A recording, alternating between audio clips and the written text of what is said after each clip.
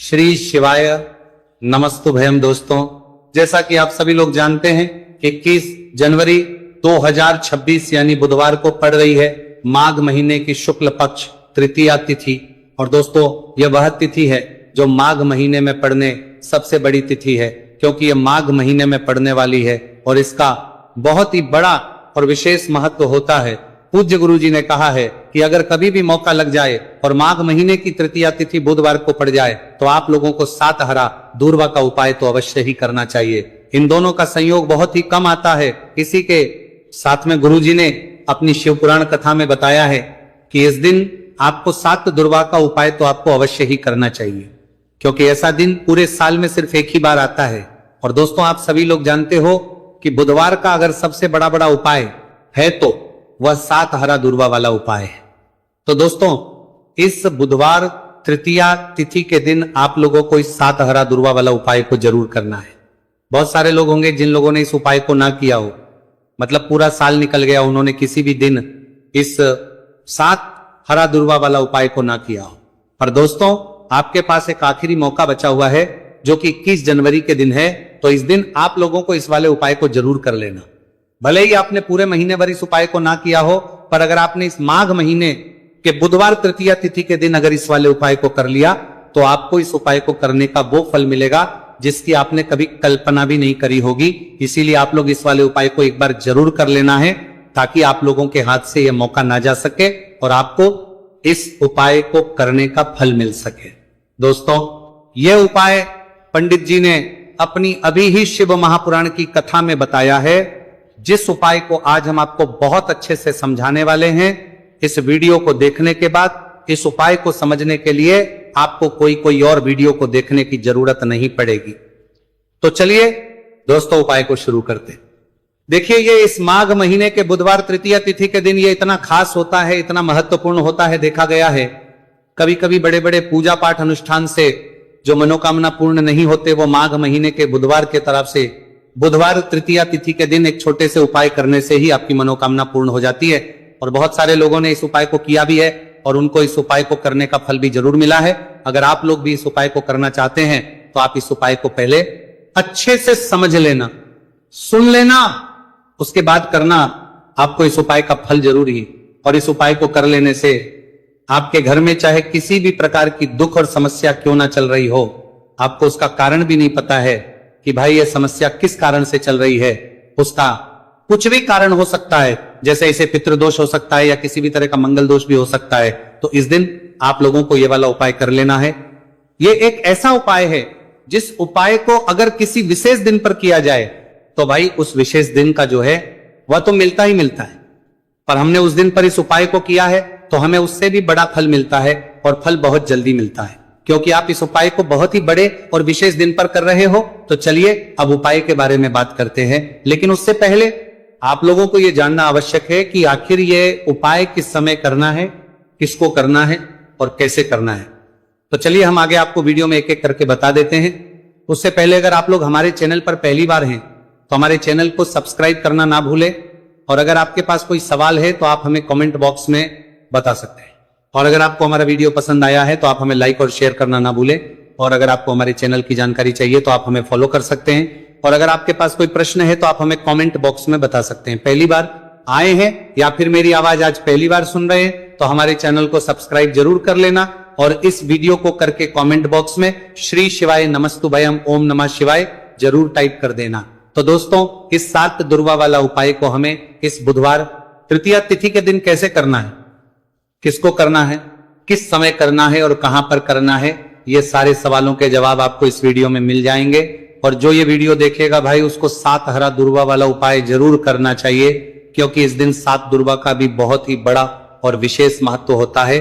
और जब बात आ जाए हरा दुर्वा की तो ये सोने पर सुहागा वाली बात हो जाती है, और ये एक बहुत ही बड़ा उपाय हो जाता है इस बुधवार तृतीया तिथि का। तो अब दोस्तों, इस सातहरा दुर्वा वाला उपाय को आखिर करना किसको है, सबसे पहले हम लोग वो बात जान लेते हैं। तो देखो, घर की जो बड़ी माताएं बहनें होती हैं, उन माताओं बहनों में से कोई भी एक बड़ी माता बहन इस वाले उपाय को कर सकती है। और दोस्तों, अगर आप चाहें तो अपने घर में से सभी सदस्यों भी इस उपाय को करवा सकते हैं। अगर किसी व्यक्ति की खुद की कोई मनोकामना है, खुद की कोई दुख और परेशानी है जो कि वो अपने लिए ही करना चाहता है। इस वाले उपाय को तो वो खुद अपने लिए भी कर सकता है। बाकी अगर कोई घर में से ऐसा है जो कि अपने पूरे घर परिवार की सुख और शांति के लिए ये वाला उपाय करना चाहता है, तो भाई वो भी करना चाहता है, सकता है, उसमें भी कोई दिक्कत वाली बात नहीं है। कहने का मतलब यह है कि इस उपाय को हर सदस्य भी कर सकता है और पूरे घर परिवार के सदस्य के लिए घर की बड़ी माताओं बहनों में से कोई एक माता बहन भी कर सकती है। माताएं बहनें अगर घर में उपस्थित ना हो या वह ये वाला उपाय ना कर पा रही हो, तो फिर घर का कोई बड़ा सदस्य भी इस 7 हरा दूर्वा वाला उपाय को कर सकता है, चाहे फिर वह पुरुष ही क्यों ना हो, उसमें कोई भी दिक्कत वाली बात नहीं है। अब दोस्तों जो अगला प्रश्न निकल कर आता है वह ये आता है इसको लेकर कि आखिर इस उपाय को हमें किस समय करना है, सुबह के समय करना है कि शाम के समय करना है। तो देखो, इस वाले उपाय को आप लोग सुबह के समय भी कर सकते हो और शाम के समय प्रदोष काल में भी कर सकते हो। अब अगर आप पूछो कि भाई सबसे उत्तम समय कौन सा रहेगा इस 7 हरा दूर्वा वाला उपाय को करने का, तो हम आपसे बस यही कहेंगे कि इस उपाय को आप सुबह के समय करेंगे तो ज्यादा बेहतर होगा। बाकी अगर प्रदोष काल के समय भी करेंगे तो भी अच्छा होगा, उसमें कोई भी दिक्कत वाली बात नहीं है। तो अब दोस्तों जो अगली सबसे बड़ी और महत्वपूर्ण बात आती है वो ये आती है कि सुबह अगर हम उपाय को करेंगे तो हमें कितने बजे से लेकर कितने बजे तक के बीच में करना है, और शाम के समय प्रदोष काल में करेंगे तो हमें कितने बजे से लेकर कितने बजे के बीच में करना है। तो देखो, सुबह जितनी जल्दी हो सके आप उपाय को करने की कोशिश करना। बाकी अगर कारणवश लेट भी हो जाओ, थोड़ी देर भी हो जाए, तो 10 या 11 बजे तक भी आप उपाय कर लेना, पर 12 बजे से ज्यादा देरी ना हो। ठीक है, इस बात का ध्यान रखना। उसके बाद में दोस्तों अगर शाम के समय प्रदोष काल की बात करें, प्रदोष काल का जो समय है होता है वो शाम के 6 बजे से शुरू हो जाता है। मतलब शाम के 6 बजे से लेकर शाम के 6 बजे से रात के 8 बजे के बीच का जो समय होता है, यह समय प्रदोष काल का समय होता है। तो इस उपाय को 7 या 8 बजे के बीच में भी कर सकते हो। मैं आप कभी भी इस वाले उपाय को कर सकते हो, उसमें कोई भी दिक्कत वाली बात नहीं है। तो माघ का महीना ही है जो आपको धन दौलत पुण्य दोनों ही देने वाला है। माघ के महीने में तुलसी का पूजन करके श्री हरि विष्णु से जुड़े हुए कुछ उपाय करके आप अपने जीवन की निर्धनता, धन से जुड़ी समस्याएं, कर्जे से जुड़ी समस्याओं को हमेशा के लिए दूर कर सकते हैं। भगवान विष्णु को तुलसी अति प्रिय है, इसलिए उनकी पूजा में भी विशेष रूप से हम तुलसी का उपयोग करते हैं। और बिना तुलसी दल के, बिना तुलसी मैया के श्री हरि विष्णु की पूजा और उनका भोग दोनों ही अधूरे होते हैं। इसीलिए माघ के महीने में ऐसा उपाय आपको बताने वाले हैं जिसे करने से श्री हरि विष्णु की असीम कृपा आपको मिलेगी और मां तुलसी से ऐसा आशीर्वाद मिलेगा, जीवन का हर दुख, हर कष्ट, गरीबी, निर्धनता, मेरा का हर दुख, कर्जे से जुड़ी समस्याएं, सब कुछ ही आपके जीवन से दूर हो जाएगा और सुख, समृद्धि, धन, वैभव, ऐश्वर्य सब कुछ आपको अपने जीवन में आसानी से मिलने लगेगा। तो चलिए बात कर लेते हैं कि कौन सा उपाय है, तुलसी के पौधे में कौन सी चीज आपको रखनी है और इस उपाय को किस समय करना है। देखिए, सबसे पहले तो आपको बता दें कि अगर आपके घर में तुलसी का पौधा नहीं है तो माघ के महीने में एक तुलसी का पौधा अपने घर में लाकर जरूर लगाए, क्योंकि माघ के महीने में जो लोग अपने घर में तुलसी जी का पौधा लाकर लगाते हैं, माँ तुलसी का पूजन करते हैं, कभी भी माँ तुलसी उनके घर में निर्धनता नहीं रुकने देती है। हमेशा उनके घर में धन की वृद्धि होती है, धन की वर्षा होती है। तो जरूर से तुलसी का पौधा आप माघ के महीने में अपने घर जरूर लेकर आए और अच्छे से आपको माँ तुलसी का पूजन करना है। माँ तुलसी के पौधे की देखभाल करनी है। और वो कौन चीज है जो आपको तुलसी के पौधे में माघ के महीने 21 जनवरी बुधवार तृतीया तिथि में रखना है। और कैसे ये चीज रखते ही रातों रात आपके जीवन में चमत्कार होगा और आपके भाग्य का भी आपको साथ मिलेगा। तो देखिए, इस वीडियो में जितने भी उपाय हम आपको बताएंगे सभी उपाय सरल है। देखो, गुरुजी ने कहा है कि बुधवार के दिन आपको 7 हरा दूर्वा वाला उपाय तो अवश्य ही करना चाहिए। वीडियो के अंतिम में आपको उपाय बताया है, आपको करना है। देखो, आगे बढ़ने से पहले वीडियो को एक लाइक जरूर करें। देखो, सबसे पहला उपाय, यदि आपके जीवन में कर्जा बहुत अधिक है, आपके जीवन में संकट बहुत अधिक रहते हैं, आपके ऊपर बहुत अधिक विपदा आ रही है, बार बार आपको अपने व्यापार में और अपने धन में हानि देखने को मिल रही है, यानी कि आपको प्रत्येक कार्य में हानि हो रही है, तो आपको यह उपाय करना चाहिए। इस उपाय को करने के लिए आपको दो चीजों की आवश्यकता होगी।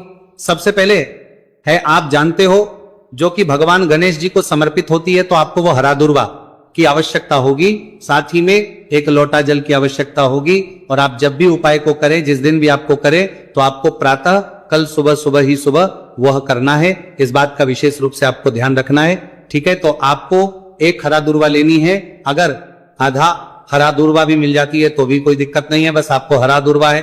अगर ज्यादा ना मिले तो उस स्थान पर एक हरा दुर्वा भी ले सकते हैं। हरा दुर्वा आपको आसानी से कहानी पर भी मिल जाएगी। बस याद रखिएगा, शुद्ध दुर्वा, और मतलब उसे शुद्ध करके ही उपयोग में लीजिएगा, है ना।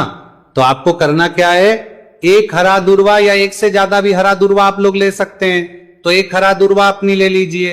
एक हरा दुर्वा के साथ में आप एक लोटा जल ले लीजिए, और इन दोनों ही चीजों को लेकर शिवाजी के मंदिर पहुंच जाइए। जी के मंदिर पहुंचकर सबसे पहले आप शिवाजी के पास में बैठ जाइए। शिवाजी के पास में बैठने के बाद जो शिवाजी की शिवलिंग होगी, शिवलिंग के ऊपर सबसे पहले आपको यह दुर्भाग्य को समर्पित करना है।